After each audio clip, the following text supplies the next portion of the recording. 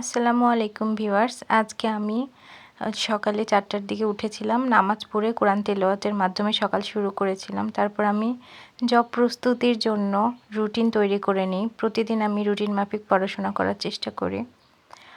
আমি এভাবে কন্টিনিউয়াসলি প্রতিদিন কতটুকু পড়া হলো তা জানি না, কিন্তু তারপরেও যতটুকু হোক আমি এভাবে লিখে পড়লে যেন আমার পড়াটা কমপ্লিট হয় প্রতিদিন। তো আমি প্রথমে ইংলিশ দিয়ে শুরু করলাম। আমি মাস্টার গাইড থেকে ইংলিশের বেসিকটা স্ট্রং করার চেষ্টা করছি। এখানে বিগত সালের বিভিন্ন পরীক্ষায় আসা প্রশ্নগুলো খুব সুন্দরভাবে দেয়া আছে। এগুলো প্র্যাকটিস করলেই হয়ে যাবে। এর বাইরে আর কোনো পরীক্ষা থেকে প্রশ্ন আসে না, এখান থেকেই মূলত প্রশ্ন আসে। আমি মূলত নিবন্ধন পরীক্ষার জন্য প্রস্তুতি নিচ্ছি। তো আগে আমার কাছে মনে হয়েছে যে বেসিকটা স্ট্রং করা উচিত বাংলা, ইংলিশ, ম্যাথের, তারপর সাধারণ জ্ঞানের এবং নিবন্ধনের বিগত সালের প্রশ্নও আমি রুটিনে রেখেছি, কারণ নিবন্ধনের বিগত সালের প্রশ্ন থেকে অনেক প্রশ্ন রিপিট হয়।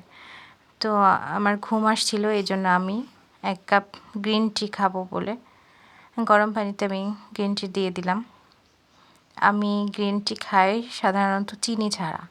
আমি সুগারটাকে সবসময় অ্যাভয়েড করে চলি।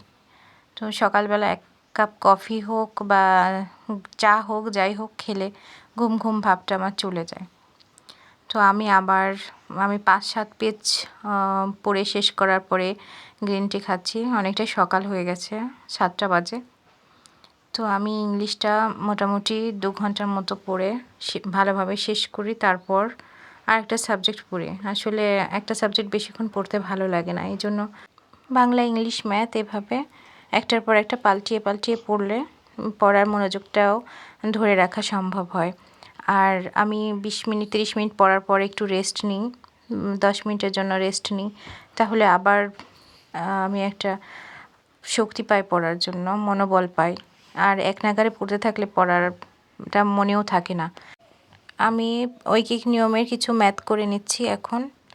ম্যাথ করা শেষ হলে আমি অন্য সাবজেক্ট পড়া শুরু করব। আমি প্রতিদিন 20টা করে ম্যাথ করার চেষ্টা করি। আমি বাংলা, ইংলিশ, ম্যাথ এই 3টা টপিক অবশ্যই রাখি। এর পাশাপাশি ভোকাবুলারিগুলো পড়ি। আর বাংলার যেগুলো ভোকাবুলারি আছে সেগুলো পড়ার চেষ্টা করি।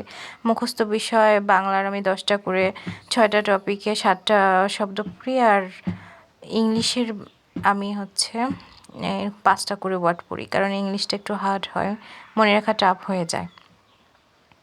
তো আপনারা বিসিএসের প্রস্তুতি নেন, প্রাইমারি নেন বা যে কোনো সরকারি চাকরি অথবা নিবন্ধনের প্রস্তুতি নেন, প্রতিদিন পর্যায়ক্রমে ধারাবাহিকতা বজায় রেখে পড়ার চেষ্টা করবেন।